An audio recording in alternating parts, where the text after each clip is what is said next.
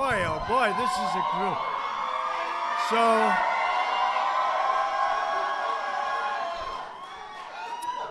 So, I've been doing this for a long time. That is the loudest I've ever heard anything in this room. You just broke the record. Unbelievable. Well, I want to thank you all, and I have a lot of friends, but... And this is a place, 1799 it was built, 1799, started off with number 6, John Adams, president, and so it's a long time. It's the White House, so we love it, and it's an honor to have you, but you really did, you broke the sound barrier. I've never heard that. I've never heard it quite like that, and I appreciate it. We love you. We love you. Thank you. Thank you. And I'm honored to welcome everybody and these incredibly talented and unbelievable, patriotic young American leaders. You're going to be the leaders somebody I would be almost willing to bet, maybe even willing to bet, somebody in that audience right here, right in front of me, is going to be standing here someday. I think so. But you've got a good shot. You're going to have a good shot. You've done incredible work to get to this position, and I have tremendous respect for it. We're glad to be joined by our terrific Vice President, Mike Pence.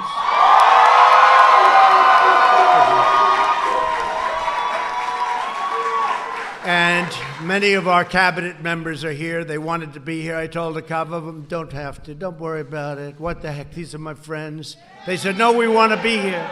So we have a lot of our cabinet members here. And to every young person, you represent America's future. You are the best and the brightest, the bravest and boldest, and someday you are going to be setting records like nobody before. I'm telling you, I know it. I know where it's at. I know where energy is, and you have the energy like very few people have the energy, so I just want to tell you, get out there. Prove me right, please, okay? Prove me right. I have no doubt you will. Each of you has come to Washington for the Black Leadership Summit, because you have what it takes to achieve real change on your campuses and in your communities, and that's what you've been doing, and that's actually why you're here. You speak out for the values and principles that have made America the most exceptional nation anywhere on earth, and I will say this today is greater than it ever was before. Our military, our economy. We have the greatest economy in the world. We have the greatest economy we've ever had. Tremendous numbers just came out today. You heard that. But you stand up for the oppressive forces, and you do. You stand right up to those forces in our country that demand conformity and control. You refuse to be censored. You refuse to be silenced, and you will never back down. And don't ever back down.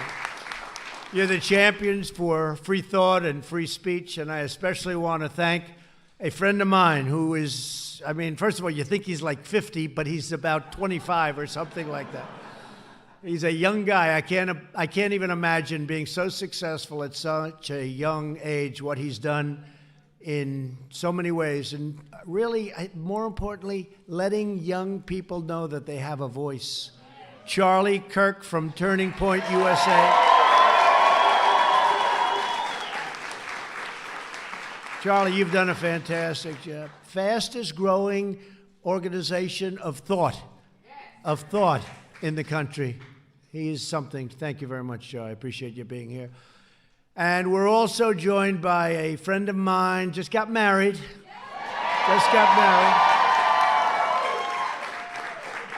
And Candace Owens, I watched her and I saw her coming. I said, you know, I'm pretty good at star power. I say, that's a star.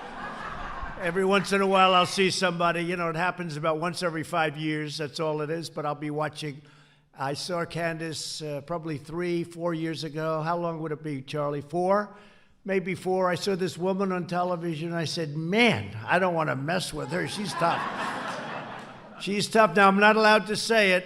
You know that. I'm not allowed to say it anymore. But she's also beautiful. So I'll say that. Okay? It's true. Under the Me Too generation, we're not allowed to say it. So all of you young, brilliant guys, never, ever call a woman beautiful, please. You're not allowed to do it. And I've kept doing it, and I've never been told by that woman never to do it. Just say, thank you, sir. Candace, would you come up here and say a few words? You mind? Come.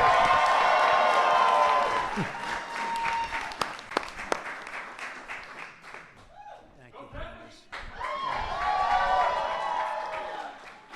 You know what? I was thinking, every single president that comes into office after 2 years, they look so much older. He seems to be the only president that's getting younger. He has somehow found a fountain of youth. I think he gets up out of bed. It's the fight. He loves the fight. He really does. We are so blessed. And listen, let me say this. The media, the audacity of them to think that they are going to impeach our president. It's not happening. It's absolutely not happening, not under our watch. We need to make sure we fight for this man, the one man who is standing up for Black America. We are going to fight for, guys. We have to keep it going. That's so nice. Outstanding person. She's another one. You're going to have to compete with her, too, for this position, I suspect.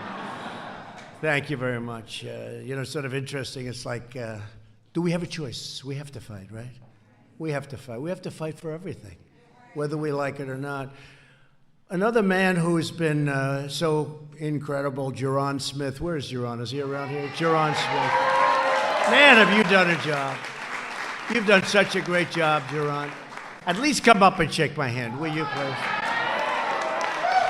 Come here, Ja'Ron. You know, he works with us, and He's actually not, I always say he's so elegant and so quiet and so nice.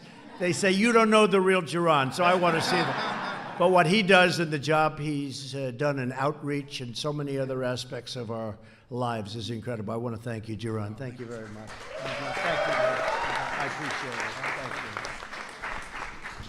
you. And Ja'Ron knows what I'm about to do because a man who I met on Twitter, or as we would say, social media. He is some piece of work, this guy. He was hitting Deborah Messing like she never got hit before. This crazy Deborah Messing started messing with us. And all of a sudden I see this man on Twitter, and I see him all over, and he was hitting her, and I never saw anything like it. I felt so sorry for her. And then I look and I say, who is this guy? His name's Terrence Williams. I look. And I look and I said, well, you know, the way you look. And the first thing I look is, how many followers does he have? And he had like 700,000 followers. I said, whoa. You know, oftentimes I'll be impressed by somebody. I'll look and they have 3 followers. I say, we have to wait for him or her. But this guy has a following like very few people, and I want to just thank you, because I'm a fan of yours also. You're a very successful guy. Say a few words, please. Thank you, President Trump. Thank you. This is a little too tall for me.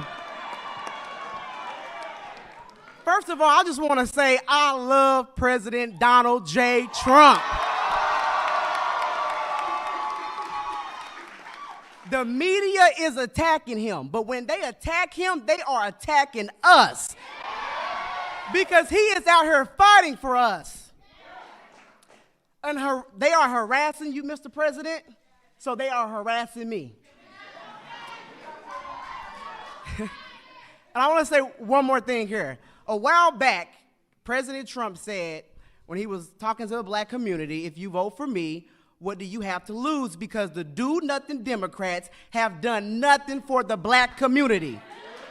2020 is around the corner, and we have a lot to lose now because President Donald J. Trump has done so much for the Black community. Thank you, President Trump. Thank you.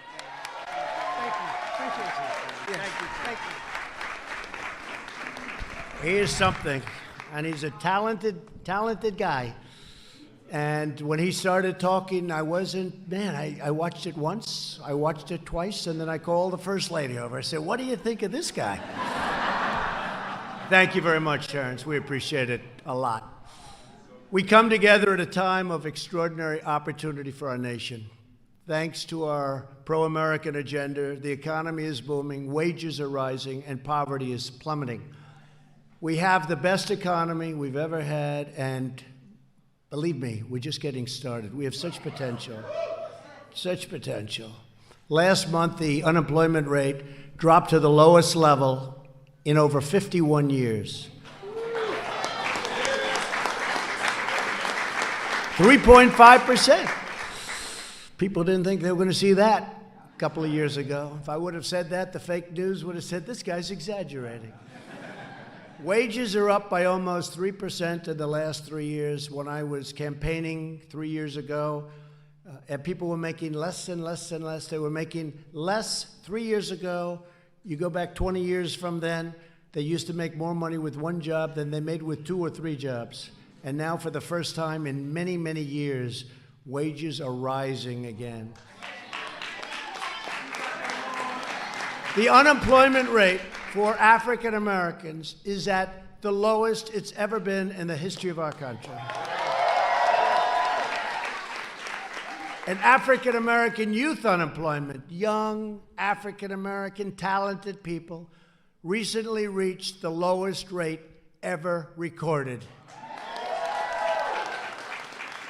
So how do we lose that debate? We'll be up and somebody will say, I'm going to do this. I say, folks, how old is your country? African American, the best numbers you've ever had. And I could go into plenty of other numbers for the first time ever as an example. The most new hires of prime working age are minorities and women. The African American poverty rate has reached its lowest level in the history of our country. So that's good. And they're working hard, they're finding jobs, and they're getting good jobs. And if you don't like that job, you can get another one because you have a lot of choice. It's like the military. We got them choice in the VA. They could go find another doctor. They could go out. You know, by the way, just because a lot of people are vets, the vets were treated horribly. You don't hear that anymore. You don't hear it. Now, they'll go out and find some vet somewhere in this country that isn't happy. That person will become a star overnight, right? But you don't hear it anymore. But we did a thing called choice. And that's where people were waiting, our great veterans were waiting for 2 days, 5 days, 5 weeks, months to get a doctor. Now they have to wait at all. They go outside, they get a good doctor of their choice, and the doctor gives us a bill, we pay the bill.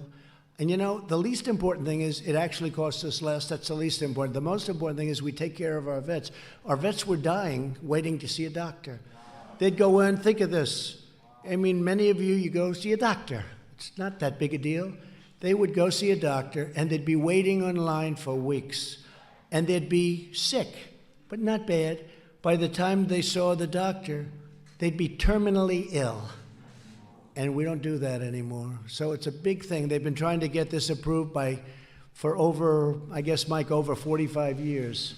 And we got it done. We're good at getting things done. And how much sense does it make? So it's good. So you have choice also. You have choice in your jobs. You don't like your job, you go out. We have a great economy. You go out, get another one. And it's incredible how well you're doing. Our agenda is lifting up citizens of every background, race, religion, color, and creed. But while we are fighting every day to build up our nation, the far left only wants to wreck, ruin, and destroy our nation. And you know better than anybody, for the last 3 years, Democrat lawmakers, their deep state cronies, the fake news media, they've been colluding in their effort to overturn the presidential election. 63 million people voted, and to nullify the votes of the American people. And many African American people voted for Trump. Even then, now they like me more because I said I was going to do it, and now I did it, so you better vote. Right? I said I was going to do it. I said I'm going to do it. Yeah? Thank you very much. But you remember I'd make speeches, and I'd go through a list. I'd be talking about the African American community, and I'd go through a list of worst poverty levels ever, worst crime ever, worst schools ever, worst this. I'd go through 10 things. I'd read off from a list. And at one big rally, I had 25,000 people. I said, go with me. What the hell do you have to lose? Remember that, Candace? I said, what do you have to lose? You're doing the worst in every category. You're getting it's terrible. What the hell do you have to lose? And I'll never forget, I got off stage and my people came, sir, that wasn't very nice. I said, no, it's true. What do they have to lose? And you went with me, and I did get a good vote, I have to say. You went with me, and now you have the best employment numbers you've ever had, the best numbers, the best poverty numbers, so it's good. But the radical Democrats are willing to do anything to smear anyone and to lie about everything in their craven quest for power and money and other things, I guess.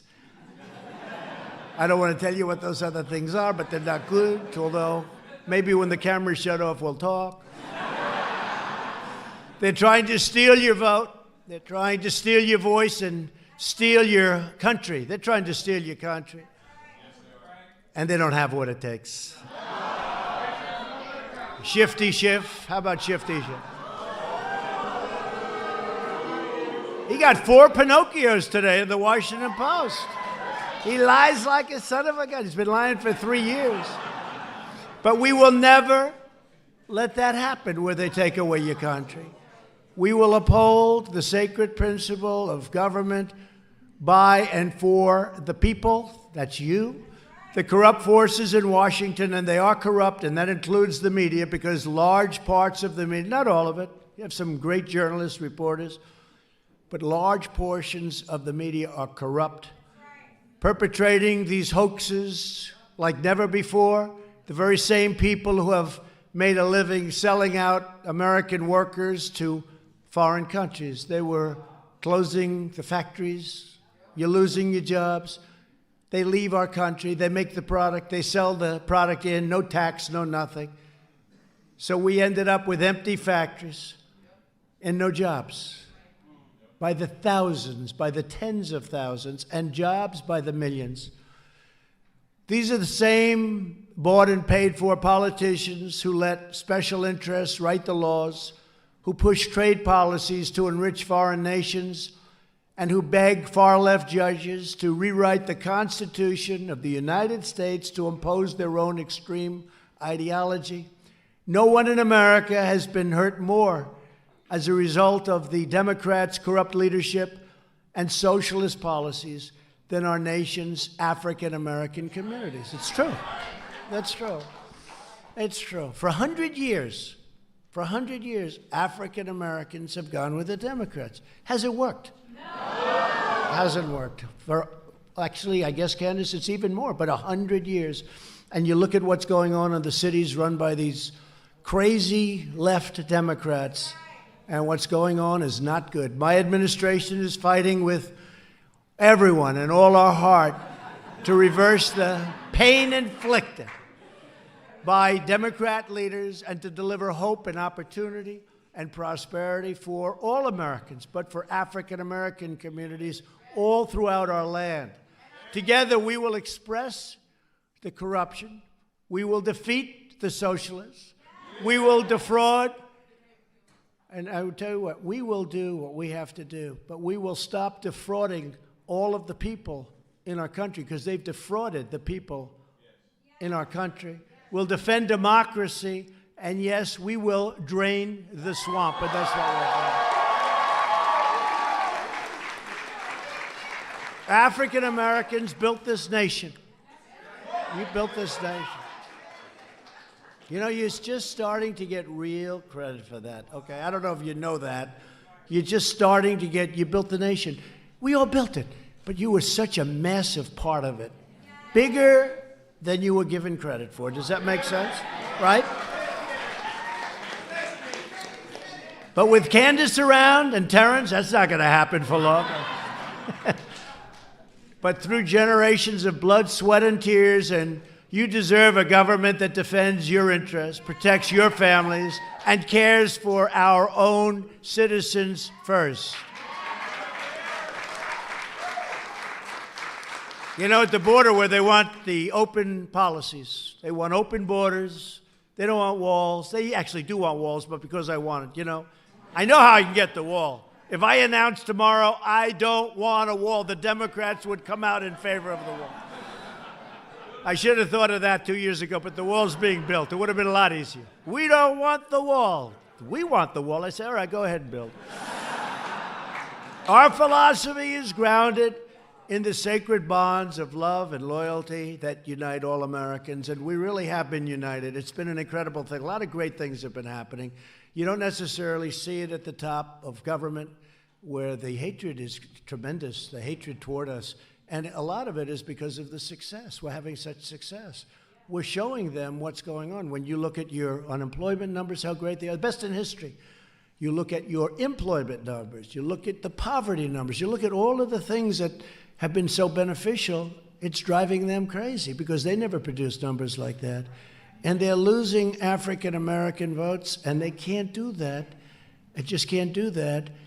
They haven't done anything for you. They haven't done anything. 100 years, they haven't done anything. At long last, you have a government that puts Americans first, puts you first, puts your families and your communities first. We're adopting Buy American trade policies to stand up for our workers. Our tax and regulatory reforms are stopping the outsourcing of jobs, where they outsource all your jobs to other countries and keeping businesses in America where they belong, and keep your jobs where your jobs belong. We're fighting every day to secure our nation's borders and to achieve an immigration system that prioritizes American families, wage earners, taxpayers, and people that can help you and can help our country. To keep our cities safe, we're supporting the brave men and women of ICE and Border Patrol and law enforcement.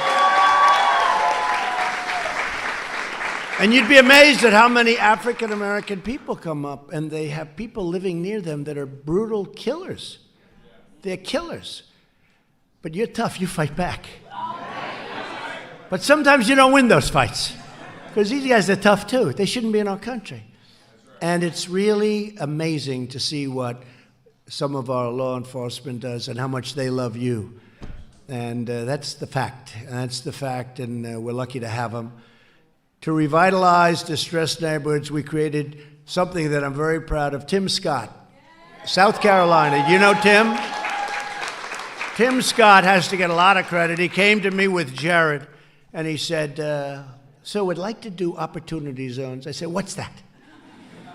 But once he told me, I said, maybe that would work. And I think, Jared, it's one of the great, one of the great unknowns of the successes that we have. Thousands and thousands of zones in inner cities and poor neighborhoods, tremendous investments going in, tremendous jobs are happening, revitalization's happening.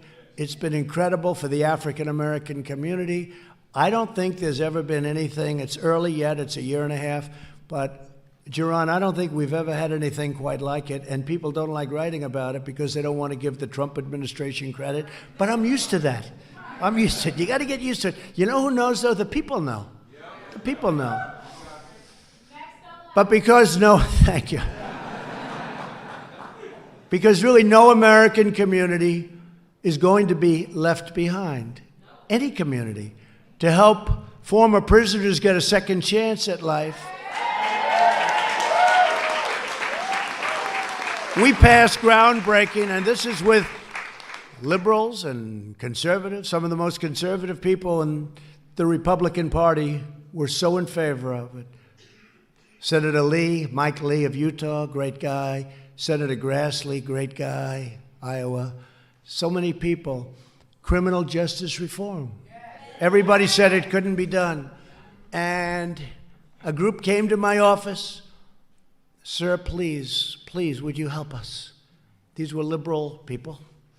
And I said, I will. Van Jones was one. Nice guy. I wouldn't say he treats me too good, but that's okay. Van Jones. And he said, sir, we need your help. We can't get 5 senators. We can't get this. We can't get that. We need your help. We need your help. Please, sir. Help me. Please help me. I said, I can get you those 5 senators. And I called 5 or 6 or 7 to get the 5. Sometimes you have to call a little more than the 5 if you want to get the 5, right? You'll learn. A couple said, could I take a pass on this, sir? But I got 5 people, right, Jared? And we got the vote, and people were shocked. And nobody else could have done it. And they've been trying to change this for the African American community, for the Hispanic community, for other communities, but really the African American Hispanic communities by far benefited the most.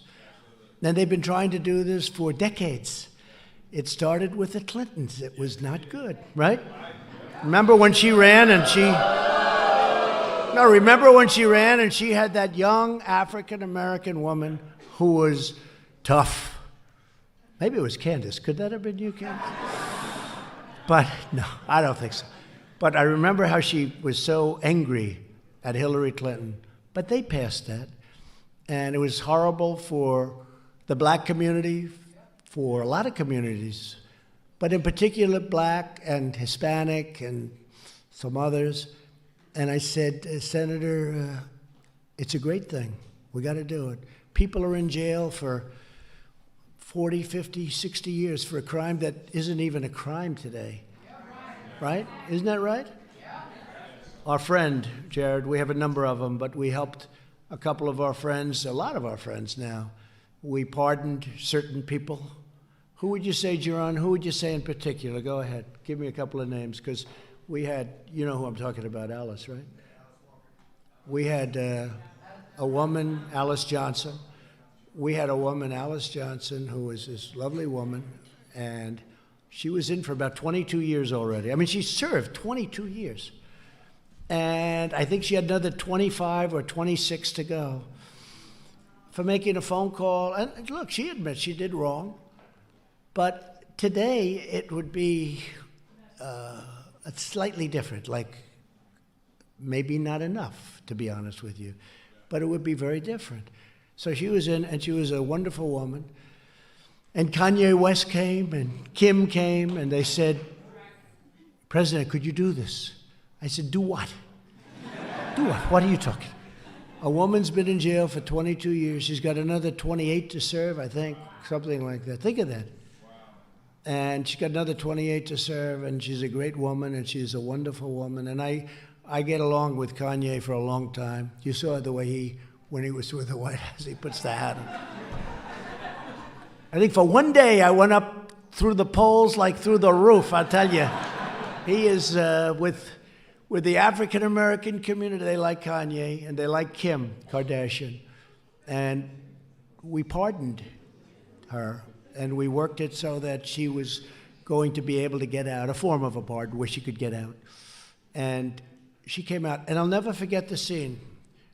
She comes out of this big prison, mean prison. Not too many of them are nice, right? But she comes out through the doors, and there are her children, but her children are now very grown. Big, strong guys, beautiful women, beautiful, just a big family. And they just embraced. They just embraced, and it was on television all over. It was just incredible to see. And the tears, and they were just like one. It was incredible to watch. And I said, we have to do it with others. And you called Alice. I know that, Jaron and Jared. Come on, give those names. They're great. Right? Right, Brenda. Right. Right. That's right. The prosecutors are doing things that they weren't doing before, right? That's right. Thank you very much. That's great. Boy, you have a good memory. That's very good. Because you work with it, right? It's from the heart. When it's from the heart, you always remember.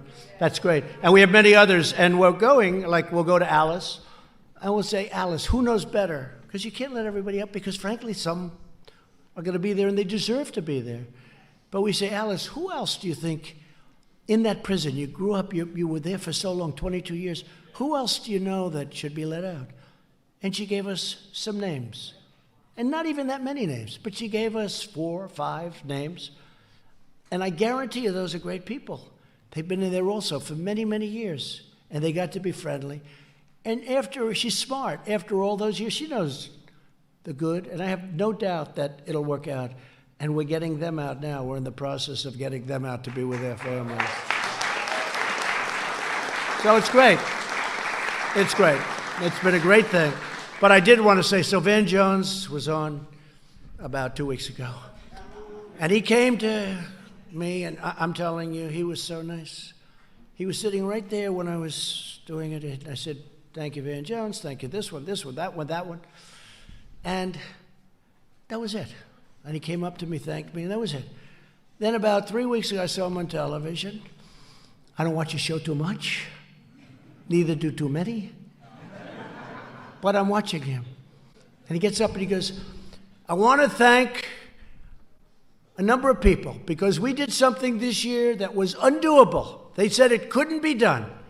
We passed criminal justice reform. Okay? Van Jones said it. And I want to thank Reverend Al Sharpton. Well, he was nowhere to be found. Just so we know, I've known him for a long time. He used to love me. We used to go to fights together with Don King. Don King's a friend of mine. Don King endorsed me. And Don King and Al Sharpton get along. We used to go to fights together. And he liked me until I ran and succeeded in politics. Then it wasn't to his benefit. But look, Al's a con man. We all know that, okay? Just a con man. He's a con man. And he scared NBC into giving him a show, you know. They don't want to have any trouble. But he's just a sort of a third-rate con guy. But here's Van Jones. Here's Van Jones. Van Jones, I want to thank Al Sharpton. I want to thank all of these name people I never heard of. The only one he didn't mention was me. And then it got worse. You ready? Candace, listen to this. Terrence, are you listening? So he named these people, a lot of people, standing at the end of a show. I want to thank, because this was the greatest year we've ever had. We got criminal justice reform. I want to thank this one and that one and that one and that. I never heard of it. And I kept waiting for my name. I said, darling, come over here. I'm going to have a great little name mention. Yes, darling, the First Lady. How good is the First Lady? So she came over. And I kept waiting.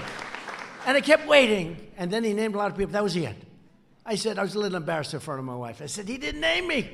I'm the one that did it. I called up Jared, right, Jared? I said, what the hell is this? But before that, he did have one other thing to say. This was 3 weeks ago.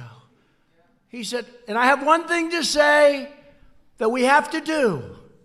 We must defeat this president. We have to defeat President Trump. And we have to work 24 hours a day to defeat President Donald Trump. And I called Jared and I said, that's terrible. Right? Is that a true story? And then he spoke to Jared and he apologized, didn't he? He apologized. But I don't accept those apologies, you know? All right. Should we get back on the script? Okay?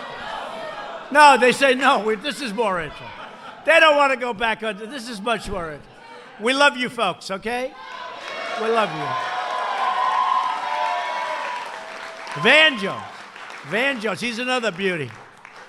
Thank you very much, Van, for the wonderful acknowledgement. I appreciate it. To give every American child the best chance to reach the American dream, we're fighting for school choice. Very important. Sadly, Democrat lawmakers care more about catering to lobbyists and powerful teachers' unions than they do about improving our schools for our children. And Democrats care more about illegal immigrants than about their own African-American constituents. That's true. They want to give health care to people that just walked into the country, and for you, they don't care. The whole thing is crazy. These people have gone absolutely nuts. While we're fighting for the American way of life, the hard left and the radical left is working to trample the rule of law, erode individual liberty, and exert a far-reaching control over our lives. Left-wing censors have launched an all-out campaign against free speech. That is why they are trying to silence, deplatform, cancel, punish all of the proud conservative voters, all of the proud African American voices that know what's happening and know how to become big, big, successful people, help other people. They want to silence you. But we know the patriots in this room will never be intimidated. I know that. I know that. So here with us today is Kieran Boland, president of the Texas State University. That's a big deal. Turning Point USA chapter, who has bravely defended the right to free speech. And Kieran, would you please come up and say a few words, please? Thank you. I thought so. Oh. I love her hair. So last year on my college campus, they did try to ban Turning Point from our campus. So we fought strong and we prevailed. The piece of legislation was completely unconstitutional, and we are still fighting strong on our campus. So we're still there. I just want to thank Donald Trump for everything you have done for us. We are so incredibly honored to be here, and you've done so much for this country, and thank you so much. I'd also like to thank Turning Point for giving me the platform and the confidence to fight for our right for freedom of speech.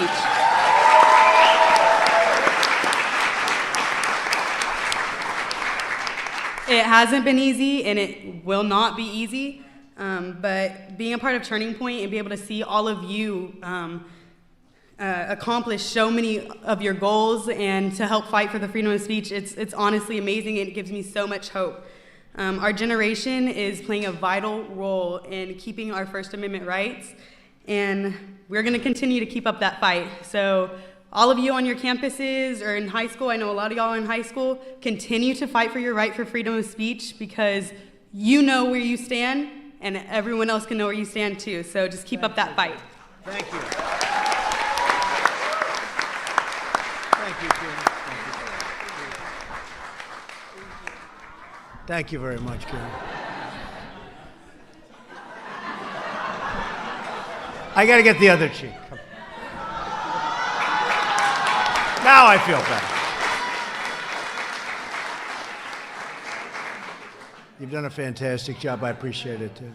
In order to protect the rights of our students, I signed an executive order making clear that public colleges and universities shutting down free speech will risk losing all of the billions and billions of dollars that we give them. So we'll shut down their federal taxpayer dollars that go to them. And then they shut down speech. And they just choose whoever it is. They'll let somebody speak. They'll tell other people you can't speak. And then we're supposed to give them individually hundreds of millions of dollars. It doesn't work that way anymore. I've also tasked my administration to explore every possible solution to stop social media giants from restricting your rights to speak your mind. And Candace, you had a problem with it, I know, and other people have had a problem. Some people in this room have had a problem. Terrence, have you had a problem with it? Huh? Terrence has had a problem. It's incredible. It's incredible. Yeah, no, a lot of people have. But not the other side of the world. The other side doesn't have that problem. Very rarely do they have it. We must preserve the fundamental American rights that generations of Americans have sacrificed everything to secure. With us this afternoon is Ben Okereke. That's a great name. I love that name. When Ben was 14 years old, he legally immigrated to the United States after suffering many hardships in Cameroon, which I hear is a beautiful, beautiful place. Cameroon. Oh, wow. One person from Cameroon. To give back to our country, he joined the United States Army and honorably served for 4 years as a very talented field artillery specialist. A lot of talent, they say. Ben, we salute your noble service, and please say a few words. Ben? Ben, please. Thank you, Mr. President. Thank you, Mr. Vice President, and thank you, Charlie Kirk. First of all, Mr. President, we would like to thank you for everything that you've done for the African American community so far. We thank you for criminal justice reform. We thank you for the lowest black unemployment rate in this country, sir. And finally, most importantly, sir, thank you for saving America, and thank you. Thank you. Thank you.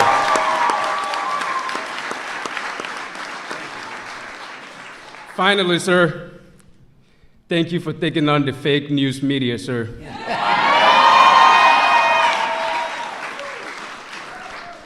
Finally, we want you to build the wall, sir.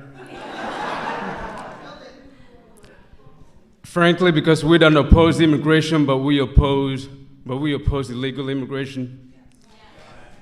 So we want you to come to this country legally if you're going to come to this country. Thank you. Thank you, Ben. Yes, sir. Thank you, Ben. And that's from the heart. That's from the heart. That's what it's all about. The young leaders in this room remind us that true power in our nation is not found in government or hallways or anywhere. It's found not in the media boardrooms. It really is where the strength is. It's in our people. It's in your hearts. It's in your courage, your spirit, your faith, and your pride.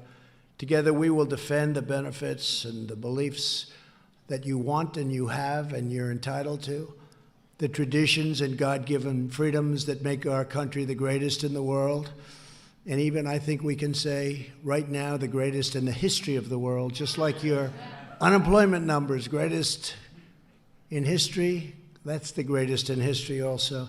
You are my friends. I'm never going to forget you. You've been incredible. You've been incredible. Whether it's Jaron, the job you do, or Charlie, I appreciate it, or Terrence, or Candace, you're all special people, very, very special people. And you're doing something very important. I don't even know if you know, maybe you don't know. And, you know, sometimes you're so into something and you just don't really feel how important it all is. What you are doing is so important for your community and for this country. We will renew the values that unite our people as one America.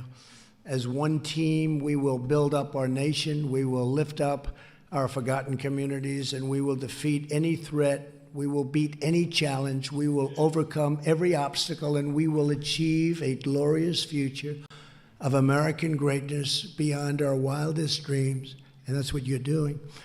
To everyone here today, keep up the great work. And I just want to say, from the bottom of my heart, God bless you, God bless your families, and God bless America. Thank you.